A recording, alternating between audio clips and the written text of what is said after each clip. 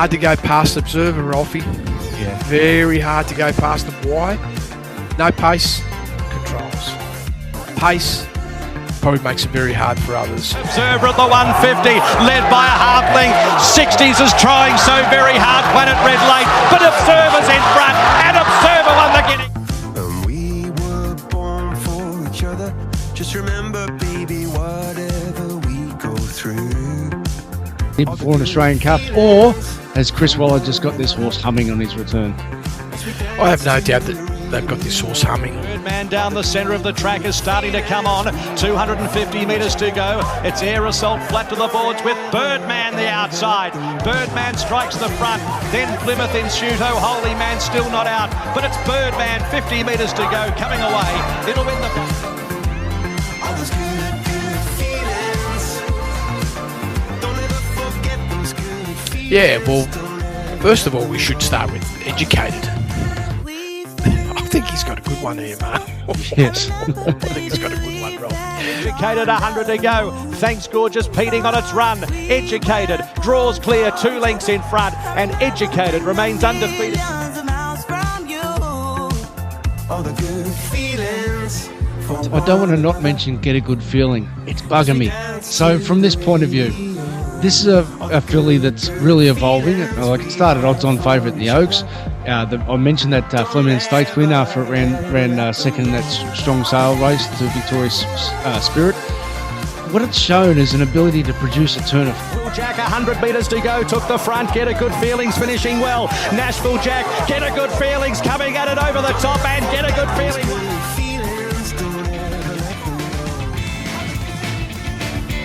And now on PG Podcast Network, it's time for the year-round carnival with Vince Accardi and your host, Racetrack Rolfie.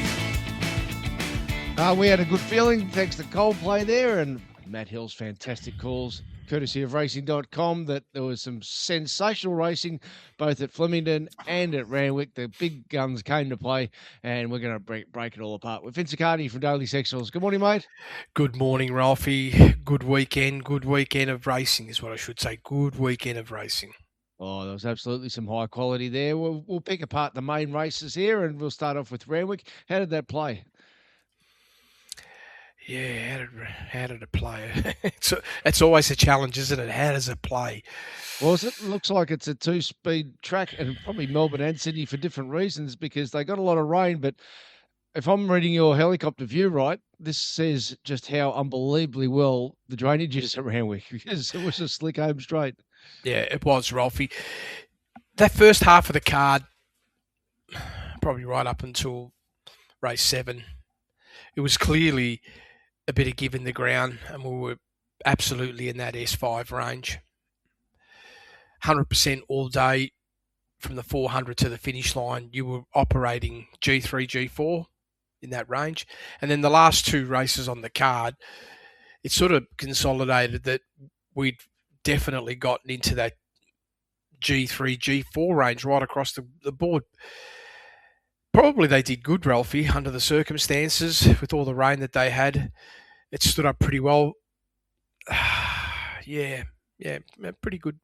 I can't really knock the ground from that point of view, but I do feel it might have created some challenges for some horses, though, particularly that first half of the race where they were running with a bit more give in the ground. And some horses just don't perform, Ralphie, when they have that scenario. Then they have to switch to a faster ground, and it's all too late because they're already out of energy. Might actually pick it up from race 5, because one of our members have identified a very important part here. This is Simon. I did not have a bet, so no emotion. Was the inside off for Warwoven and others. So Warwoven, of course, was the hot favourite in race 5. It was resuming off an enforced little break, and it was a blanket finish there. It was trying to poke up along the inside from barrier 1, and gee, by watching some of the head-ons, it wasn't just a no-go zone. It was death. So to be beaten 0.4 of a length, I'm interested in your take there. Well, Ralphie, we've always known the track, pretty much the rail start, in terms of the advantages when it's true. You've got to be around 6 off the fence to be in the optimum position, 6 to 12. That's the fastest part of the track. The inside 3 or 4 lanes will always, not because they're off, it's just that they're inferior. part of the ground, and that's just the topography of the track, and that does make it difficult for a group of horses. But you also have to contend with, like, say, that particular race there. You have to look at a few things. Let's say War Woven as an example. It's probably a good speed if you're on an S5 and you're travelling 1.8 below benchmark and the leader's going a length below, and then you're making a surge between the 8 and the 400. What are you going to have left? And if you look at the intel, the last 400 metres was 4.4 lengths below benchmark. And that's a deterioration in the horse. I also feel, just while we're on that horse, I don't know if that horse is done already for the prep as well. These young horses, they're all race to race, and things can come at the wrong time. Not because they don't have the ability, just the way things play out. And that 56-day let-up, for example, it's difficult to even use your normal patterns where you have a negative and then in the positive, because that closing finish, even though you look at all the aspects, it still was softer than ideal. Now, my take is, number one, I feel this horse's best is all clean ground from start to finish. You can see just on that very first race start at Randwick, the dry track indicator is far superior to its wet track profile, even though it's not like we're on real heavy ground. It just has an impact. Secondly, I don't know if this horse is done. It's not a good signal, no matter what. Even if it didn't deliver, in the home straight on the fence, the reality is, from the 400 metre to the finish mark, that horse lost right across the board at least 2.5 lengths. Now, what are you going to put that down to? It's not easy to say, it's conditioning. It could be, but it's unlikely. And gee, it's a good filter. We say it week after week, time after time, when we do big races. How often do horses win the big races off setbacks? They rarely do, Ralphie, because it means things get changed with the plans and the whole working process, and then you've got to keep the horse up longer as well in different ways. And there's only so much energy you can burn in one campaign. No doubt. Let's get to the Guy Walter race 6 on the program here. Manal was favourite. It was stalking a roughie there that actually gave a little bit of a sight there, Unique Ambition. But this was Craig Williams 101 on Verona Rose. He just stalked it throughout and looked lethal about the 600 metre mark. Yeah, and it was such a good performance too by this horse, Ralphie. It was just fantastic. Number one, you look at the setup of the race. 2.5 lengths below benchmark early. The surge in the middle, I feel like a lot of that surge is also coming from getting onto the better ground, Ralphie. There's a difference in the speed. It was very noticeable. Is this race 6? Yeah, race 6. Yeah, Verona Rose, it's got 5 lengths below benchmark. Is that? Yeah, and the leader's going 2.5 lengths below benchmark. Yep. So if you look at the AFS, the average speed of the field's 5.7 lengths below. So Verona Rose, when you look at it from that aspect, is probably conserving a genuine, maybe a length could be in its favour in terms of advantage. But then in the mid-race, we've seen the surge. The average field was going around 1.5 lengths above benchmark. So it had to be a good move. Verona Rose made an excellent move in the mid-race. Yes, 5.9 mid-race squeeze. It's not huge, but under that circumstance, it's positive. And then you look at the last 400, plus 2.3 overall, very strong last 200. And I felt the horse was dominant as well late. Very strong, wasn't it? Right through the line. Yep. Yeah. All right. The two Group 1 started with the surround in race 7. You didn't want to be taking the short price. I'm tempted at about the 100-metre mark when Savvy Halley gave an almighty kick. And I thought, how has it been able to do that? And wowee, the race shape tells us a different story, doesn't it? It does, Ralphie. Well, a few things. Savvy Halley's actually a really good horse, Ralphie. A very good. I actually thought that horse was going to take it right up to Apocalypse last start and give it a real contest. So I sort of felt that the horse has definitely got talent. And then when you look at the setup of this race, I felt the Savihali's going good pace, 1.6 lengths below benchmark, tempted 6.5 below. Man, that's like on the outer edge, isn't it? Like you're 5 off the leader, and then you got a surge in the middle. And the surge was big. I mean, Tempted's had to make a big surge, going from 6.5 below to plus 4.1. And it did look like the horse was just going to jet away with the race. But I felt that the horse over the last couple of 100 metres just weakened a little bit. Now, what's the reason for that? Was it the big squeeze in the middle that created the weakness? And when I say weakness, Ralph, I mean the horse still produced 1.3 lengths above benchmark last 200, but it was a half-length de-acceleration over the last 200 metres. I looked at its surge history. It is the biggest mid-race squeeze that the horse has had. And it's interesting, the time before when it came close to that, which was an 8.8, that was first up at Rose Hill over 1,200 metres back in September. And the horse also weakened that day, but it was first up. So it's not exactly ideal in terms of, trying to draw a line. I'm sort of taking the position the horse is still building in condition, Ralphie. Well, and I know this is where... Yeah. Sorry, this is where I'm going to say the pattern's screaming out at us here, isn't it? From last spring when it Beerwacht smashed them in the Golden Rose. They gave it was 3 weeks between runs. I think on this occasion it might be 5 or 6 weeks, but that's right. The team will go back to work. Wouldn't be surprised if that's its only 1,400 run of its career. They've got the Group 1, and then given what you're saying about the condition, the next grand final, it's had one, which was winning that Group 1, albeit narrowly, but then freshen up for the TJ Smith. Well, last time off that 1,400 run, ran second at Kaying Rising. Yeah, and everything sort of looks like the peak's still coming. And then when you've got the scorecard, plus 1.9, like bang on. Extremely difficult to knock. PB on the mid-race surge. Still got some deterioration. More improvement coming. Probably... I don't know if it's good for this horse to be given those sort of head starts, though. No. Yeah, that's something they've probably got to watch. I think I did read from Chad Schofield that he did intend to get closer, but it was just the way the race panned out. Ole Dance is interesting. What type of improvement did it have to show in early speed, and did that have an impact late? I have no doubt it did, Ralph, because that first up run at Flemington where it went 17 lengths below benchmark, you're getting half a race, right? So you're not getting a full race conditioning. And then it turns up at Randwick and has to go 14 lengths faster. I mean, that's massive turnaround from 17.1 below to minus 3.3.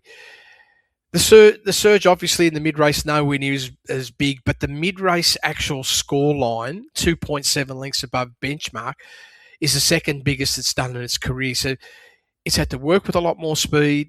It's had to endure good pressure in the middle. And, yes, the drop-off over the last 400 metres, very clear, around 2.2 lengths, Ralphie. So it's going to be a big improver off that run. And this horse is set to smash through the benchmark barrier next start. All right, let's get to the Rockstar. Very elegant stakes. Autumn Glow beats Aliana. Your numbers come out.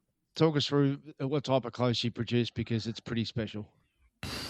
Wow. Well, first thing is the pace. I didn't realise like Lindemann was trying to go that slow. Maybe you can tell by how high the rider was riding. Like, it was virtually standing up on the horse early, right? 11.1 lengths below benchmark. Autumn Glow's going 14.3. So in terms of positioning-wise, beautiful. You're inside that sort of 3-length line.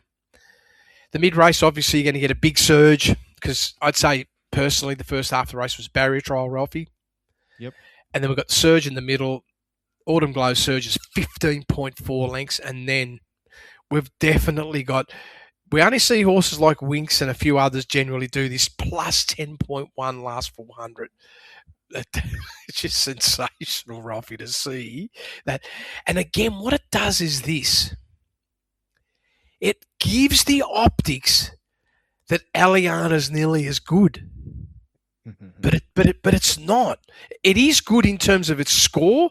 I feel that the 2.7 that it produced versus the 3.1 is rock solid. But when you look at the setup, because I had a look at this, Ralphie, and this is the way I went about it. The AFS, 15.2 lengths below benchmark. So Autumn I'll Glow. get you explain that. Yeah. What average field speed means what?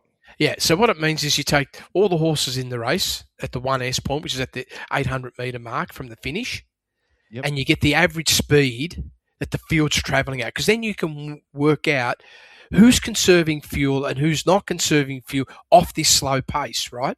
Because even when you have a slow pace, some horses are working harder than others, which is going to have an impact late in the race. So when you look at this and you say to yourself, okay, it's 15.2 lengths is the field speed average. Aliana is saving how much speed? It's going 13.3 below. So the variation is 2 lengths. And Autumn Glow, 14.3 below, the variation is 1 length. So a slight advantage in terms of Aliana doing more work through the first section, even though they're crawling, right? Then you look at the middle, and this is the first big sign. The field speed average in that second section is 1.3 lengths above benchmark. So I'm not looking at the MRS at the moment. I'm just looking at the surge. Now, Aliana is actually under the 1.3. It's going 0.9, and Autumn Glow is going 1.2. It's like right on it. So when I weigh all that up, saying, okay, the difference at this point over the last 400 metres should not be more than 1 length between the two, right? If we're looking at that scenario. And then you look at the AFS over the last 400 metres was plus 6.2. And this is where the real story comes into play, Ralphie. With a plus 6.2, Aliana is doing 2.7 lengths more work, but Autumn Glow is doing 4 lengths more work. Brings things closer together, but when you line all that up, what it clearly shows is if they were running at a faster tempo and they were together, Autumn Glow ultimately having the same sort of scenario with a slightly quicker pattern, because the general pattern really is it was genuinely 5-6 lengths off what the day did, at least. And I'm being, conservative. If you would line that up and say, okay, recalibrate around 5 lengths below benchmark, still softer tempo, Autumn Glow would probably win the race by an extra 2 lengths. And then people would say, oh, man, it's just not good enough. But the horse isn't good enough, Aliana, to beat Autumn Glow, Ralphie. Not today, not tomorrow, not next week. So the odds were pretty right on the day. Yeah. The odds were right, but the margin was an illusion. Correct. Yeah.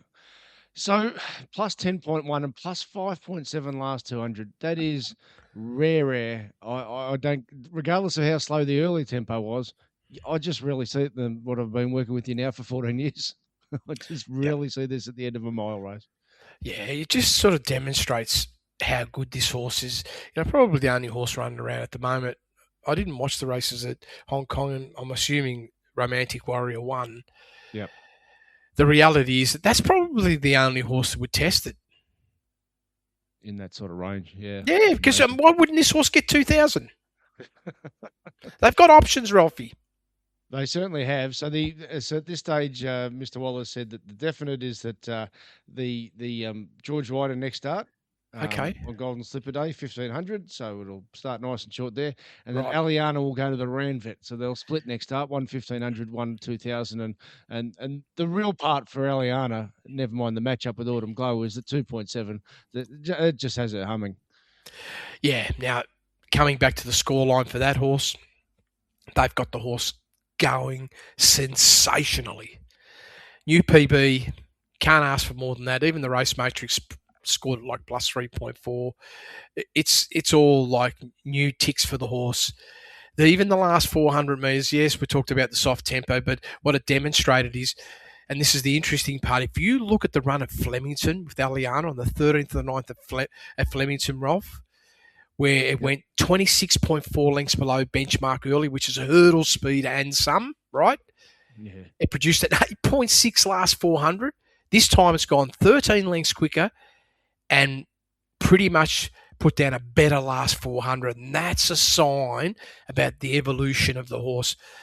Is this horse going to go on from this run for sure. It's destined to get into the 3+ range without any question at all, and is going to be a menace against most other horses. So Sir Delius was first up. The other two were second up, and Sir Delius did it do a pass mark, and the natural reaction would be, well, it was on pace, it had every chance, but so again, through my time with you, what it screams is, if you're going off a soft tempo and then you have to really extend big, it doesn't matter. If you're first up, it's going to test you. Well, this is it. So in some cases, it was an ideal return to only have to travel 12.6 lengths below benchmark and then build into the race. And that's exactly what the horse did do. Even the last 400, very solid, plus 5.2. But if you get into a reversal next start, and we got tempo, it's going to definitely have a race conditioning impact, but they are from that stable, Ralphie, where they can harden them up, and they probably went a little bit easier on this horse, and I'm sure between now and then they'll be looking to harden it up. I still wouldn't be surprised if it peaks third up. Yep. Oh, for sure. Yeah, so I mean, and that's the target's the Queen Elizabeth by the sound of it, so that probably will be third, maybe fourth up. Okay, let's have a look at some. We'll pick out a couple other races for our members' bonus. Well, I just realised one thing: you have Cockayne Rising for the 1400, so I'm going to ask about that in the members' bonus, and of course the Paradoxium Trial, which has got a lot of people talking, including two of our members who are very, very interested if it can rebound. You've put the clock on that, so that will be part of the members' bonus as well. Just a reminder, we are corporate bookmaker ad free. Who else can say that? No one, because we are here thanks to our fantastic members. Our members get what we do, and we thank them by giving them good bonus each and every week, or most weeks, in fact, around the year. And they've got some gold from the members' bonuses today. Let's have a look at Flemington, Vince. As I said, it was almost a case that was at Flemington as well for different reasons. Liam O'Keefe said he had to water overnight. I reckon from the helicopter view that it shows that the straight, it wouldn't matter what the cops, it can drain through, but probably before the 800 on the turning circle races, the track played just a little bit softer. The water, you must have been worried we're going to get on a fast track. Well, look at those splits over the last 400 and 200, no wonder. Wow, the track was quick, Ralphie. The track was quick. There's no questions about that. Okay, to the 800-metre mark, realistically, Ralphie, there was a lot of engagement about tempo. Yeah. And this gives us distortion to what the track really looked like. So I eliminated all that, and the track actually come in with 0.19 above, which is spot on. And then I look at the 6, 0.31 below. That's a half-length tolerance either way. So you cannot fault that. The 400, we've seen the genuine emergence that you're absolutely bang in that better side of the G4, plus 187. Last 200 metres, though, plus 4. That's 100% G3 territory. And you could look at a few things and say, okay, well, maybe some of those races where they conserve some energy, in my view, more so than the actual track itself, condition-wise, because I felt the track was almost perfect. This did maybe created a bit of a surge. We had quite a number of straight racing as well, which can deliver some quicker speed overall. But bottom line, from start to finish, the track operated on the better side of G4, I felt, all the way through to a rock-solid G3. And yes, the variation, no matter how you look at it, last 200 metres was definitely 2 lengths stronger than the rest of the track. Now, you came off a huge day at Caulfield the week before, and then on Flemington Saturday morning, you were scratching your head a bit and saying, not really sure because there's a lot of variance in the day. I just want to read this email, and people will think we're making it up, and I don't care. We're not making it up, but if you think we're making it up, yeah, you can think what you like. But from Peter, I've been buying daily sectionals, tuning into the podcast for several years now. I just wanted to reach out and say thank you, firstly, for the consistency and hard work you put in week after week. It doesn't go unnoticed. More importantly, I really appreciate your honesty today, acknowledging that not every week or race is a genuine opportunity to make a profit takes integrity. Most other punting platforms wouldn't have the courage to say, sit back and just watch. The transparency is exactly why I've stuck with you for so long. Love your work. Keep punching it out. Isn't that lovely? It is beautiful, Ralphie. And the thing is this. Usually I just speak as it is, and you know this, right, for all the years, there's no scripts between us. You just turn up, you just throw it out there. I'm not really sure what you're going to talk about, what you want to talk about. I just go with the flow, because realistically, if I can't go with the flow, then I don't know what I'm doing, right? And when it comes to betting, it's not like I didn't feel that these horses wouldn't perform like on what we put out there. It was, for me, on a personal level, when it comes to money, a lot of the times I get beaten because it's just little nuances that you reflect on after the event and say, okay, this ended up being a trap for me. That ended up so you tighten up your own game. And when I see a day unfolding there on the numbers, it looks all straightforward. This is strictly by the numbers. But then when I look at patterns and other variables, I realise that they're not all lining up. And I'm going to myself, if you're outlaying a good amount of money, Ralphie, in a race, it can, and it really doesn't matter even if you outlay a smaller amount, but there is a difference in terms of your mindset about how you want to treat it. And I just don't want to risk my money if all of them aren't lining up. And then let's say where something I feel like probably is going to line up, it's like I already know it's not going to be possible to back that horse, right? So there's no point entering it. And then I look at things on a national scale, for instance, like if I want to bet in Sydney, and if I can't genuinely put 3 bets together, I already know that I need to be calm, forget about the effort of work, because I might have poured in for the Flemington meeting and the Rose Hill meeting, and this is just keeping it on the low side. Let's say a genuine 20 hours of work. You want to be rewarded for that. But sometimes the reward comes by staying out and not potentially, because am I being better calculated, less calculated? I could lose 20, 30, 40 units through minor misjudgments, not because the overall numbers aren't good. And then it could work the other way. They could just all win, and I've got to wear that, right? But I'm well past that now. I don't care anymore about those days. I just know if I'm out, I'm out. I stay sane, and I'm looking forward to the next meeting. I don't want to keep playing with my own mind after and said, yeah, but I knew that was going to happen. I knew that this was going to be an issue. This profile wasn't standing up. I knew that 60s was going to potentially have an issue here. And then too late, mate. It's done and dusted. Your money's in the bin. Well, and then you can get other circumstances like Birdman wins, right? You go, well, I knew that could win, right? But I was never going to back it, Ralphie. There's no point in me just telling you about, I'm backing that, but then changing my mind. And then I needed to see, how's this track going to play? But I'd already made a decision race morning. I'm cold and I'm out. Yeah, your analogy here is surfing, isn't it? It doesn't matter whether you surf or not. There's always another wave, but if you catch a wrong one, you can drown. Yeah, and I'm like it like this. I'm turning up next week. Yes. See, a lot of other people don't turn up next week, Ralphie, because what's happened is things didn't go their way on this weekend. And I know people talk about banks and all these things. Just put all the bullshit banks on the side for a minute. So a lot of it's got to do with mindset.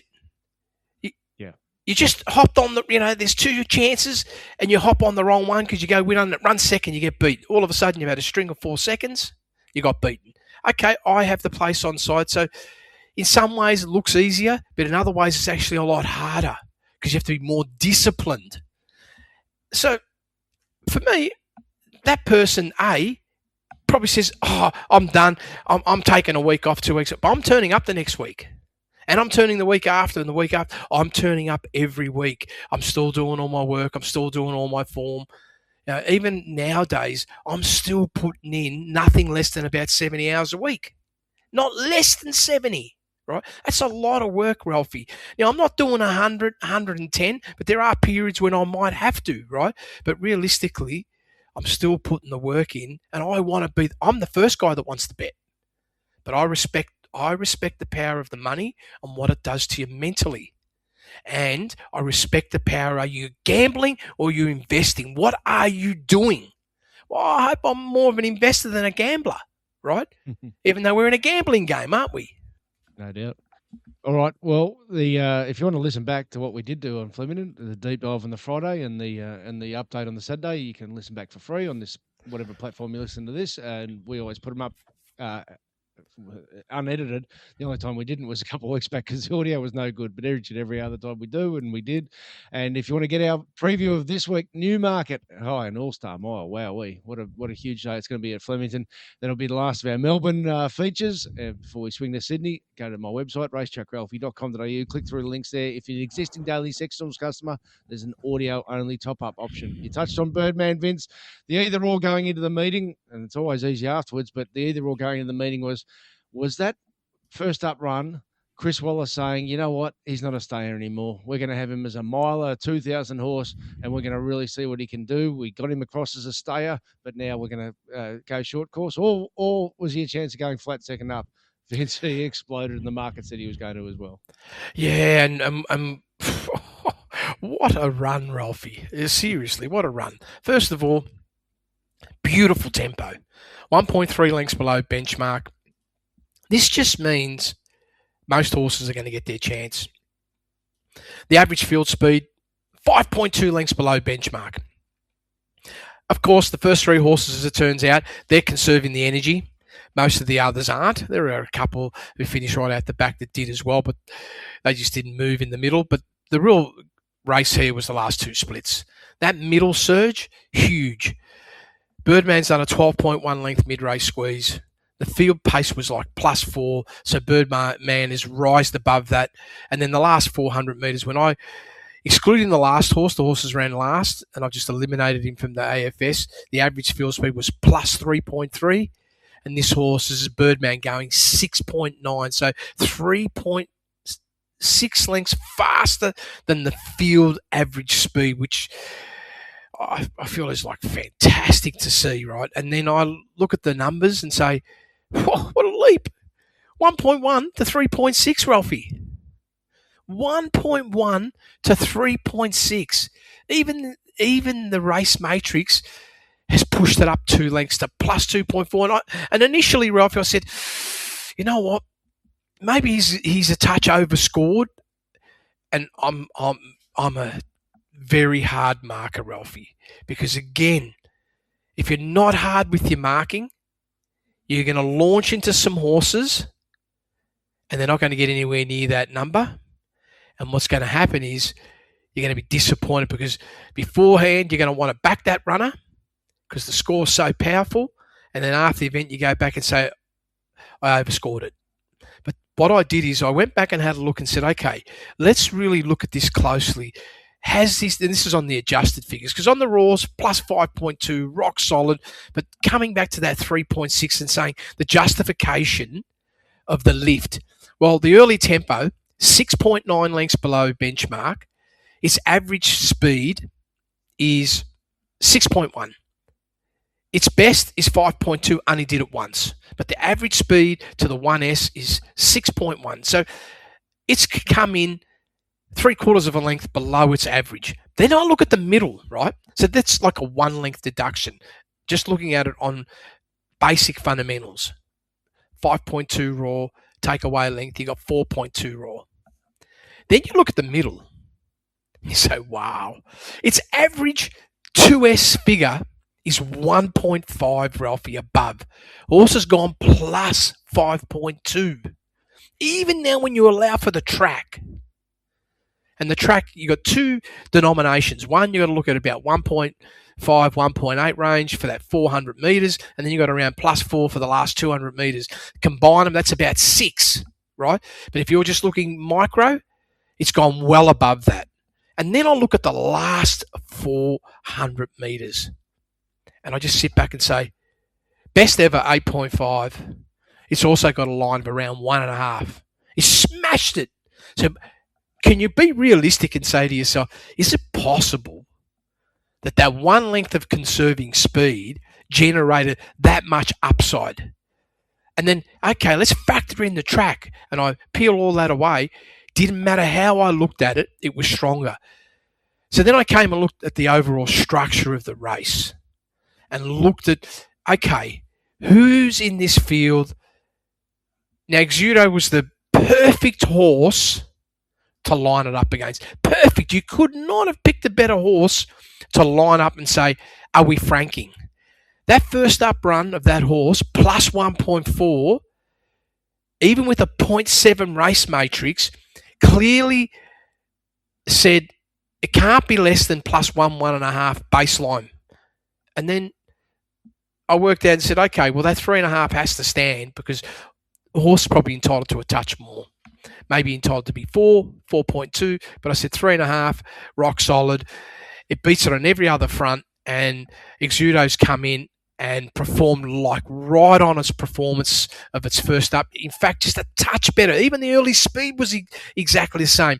It didn't quite have the same last 400 metres, and this is Flemington to Flemington, but it had a massive surge in the middle when comparing it to that prior run. So, Birdman, that's a real performance, Ralphie. He's going to put everybody on notice that look out, because he ain't finished with his job yet. He's currently $6 each way for the Australian Cup. That's his next start. I think that's an amazing price. So yeah, I know he's going to be against Buckaroo and a couple others, but they all have to run next week and so forth. This horse Buckaroo won't beat it. There you go. Yep. Now Daniel's asked. This is an interesting run, and it's okay to say, well, he's a stayer. He ran past some tight horses. Mark Twain's a horse with ability when he was right, and he missed 497 days. Just nothing went right for him last prep. You know, he's in unusual race shapes and out the back, and then everything went wrong. But he's now had a stable change to Phil Stokes. It actually was a proper run, wasn't it? That was fantastic. It seriously was fantastic. They've got this horse airborne. Even with the soft tempo, which I felt helped the horse to produce a bigger overall last two split times. But what was clearly noticeable was, number one, how much he enjoyed the clean ground. Like, this is how it is with some horses. They just absolutely thrive with speed in the ground. And, okay, it got a softer tempo through the first split, but you got some lineups here that you can look at. When you look at the Caulfield run, 20th of the 9th, we went 9.4 lengths below benchmark versus this run, 9.2. 2,000 metres versus 1,600 metres. Okay, there's 400 metre variations. But in terms of early speed, we're pretty much locked in. Then you look at the middle. The surge in that second up 2,000 metre run was 6.5. This was 5.9. Not much between them and shorter distance. So usually your mid should be stronger in a 2,000 metre race when compared to a mile. And this is the big picture, right? About now, Frankie, what you said, Ralphie, at the start of the conversation there. Last 400 plus 6.6 versus that day at Caulfield plus 1.8 where the horse de-accelerated, and here it actually increased the pace. Now, all right, we're going to mark some of it to do with the track, but even when you take that out of play, it's still above. And then the last factor, and this is probably the most telling one, the 2-length slowdown between the 4 and the 2. That just screams. Now, whether it's going to happen second up, I don't know. Because as good as Stokes is as a trainer, it's not easy to overcome a big first up run and repeat next start with a new figure. But the horse, on my trend chart, I've scored it already that we're heading towards +3. I'm just looking. There's the Roy Higgins in 4 weeks' time here over 2,600. So with a run between, he might be able to get there. Yep. Because he would have had fair residual fitness, only 122-day spell and 2 trials coming in, and to run like that could be his race. All right, let's have a look at the other race there, the Group 1. Vince, you talked about the illusion with Autumn Glow and Aliana. I suggest, and as you said before, we never discuss anything, but on looking at your numbers, I think there's an illusion here that Observer's run was far better than it looked on the visual and on the margin. Yeah, well, here's we've got a different scenario. First of all, Damien Lane, he's almost unbeatable. When someone else wants to take control of racing, he can command from off it. So when the pace is set up, it's +2. It's nothing smashing. It's just a good, decent speed for a mile race. And Observer's running almost benchmark, Ralphie. I mean, he would have been smiling. The downside is this, though. when you compare it to Planet Red, who's going 4.7 below and is giving Observer a genuine 5-length head start, right? That's definitely happening, right? So it's not a small feat to give a horse like Observer a 5-length head start, but where the catch-up is, it's now getting back to the wave. Planet Red increases its pace from 4.7 to 3.5 below. Observer goes from 0.3 above to 4 lengths below. That's massive. So we've got a switch around of momentum energy shift of 4.3 lengths. So all that advantage that Observer had on Planet Red just went like that, bang. And it's evident in the last 400 metres. Observer's put down a 4.2 to get victory. Planet Red's gone 8.6. Outstanding. Last 200 metres, 2.2 above Observer, 5.5 above for Planet Red. Now, if they had the same energy distribution, let's say in the middle, there wasn't the slackening, because there was a clear slackening of speed, Ralphie. The average field speed was 3.8 lengths below. So if you compare it to the first section, where the average is minus 1.7, no matter how you look at it, it's a minimum impact of 2 lengths or greater, depending on where you're positioned in running. So if that wasn't there, Observer wins by 2 extra lengths. Yes. That doesn't mean Planet Red can't rise. No. I think Planet Red wasn't tested through the first half of the race. Yeah, it was the same as Crawford. I reckon they would have been delighted afterwards too that they chose to ride their race. And by that, I mean, they were umming and ahhing about from the barrier whether to go forward like Damien Lane did on 60s. But in the end, just riding their race, the horse couldn't have finished off any better. He'll go to Sydney in great order. But what you're saying is there was a half length between them on the run, but the race shape greatly disadvantaged Observer. Despite and it hurt a lot of horses in that race, that mid-race. And I just sort of look at it and say Romantic Warrior was the, I have to say, was the instigator of it all. Yep. Because it rebounded with the last 200 metres and just obliterated what it did in the middle. So it just further franks that they must have felt it's travelling. Now I'm going to try and ease it up to improve my chances, and it ruined its chances. Had it kept going and kept attention, we would have had a very different outcome. Maybe not to the winner. I think the winner wins more by more because Damien was in the golden spot. Darren, one of our members, asked, most things I'm interested in should be covered. Curious to see what you guys thought of Victoria's Secret. Vince gave it little mention on Friday. Moods has suggested a run a lot further. He did give it a big rap, Moods, and he's not the type of trainer to do that. So he's run very well, but is he sort of like a mini Planet Red in that he didn't have to slow in the mid-race, whereas 60s and Observer did? Yeah, spot on. Well, he didn't. His slow was 0.4 in the middle, which is nothing. It's not going to have any impact. You had pretty much a beautiful distribution of energy, and then you look at the incremental splits. It's very visible. 2.8 below, 0.4 below, plus 2.3, plus 4.3. So getting all the great surge. But at the end of the day, you still got to go out and do that. And the horse did do that.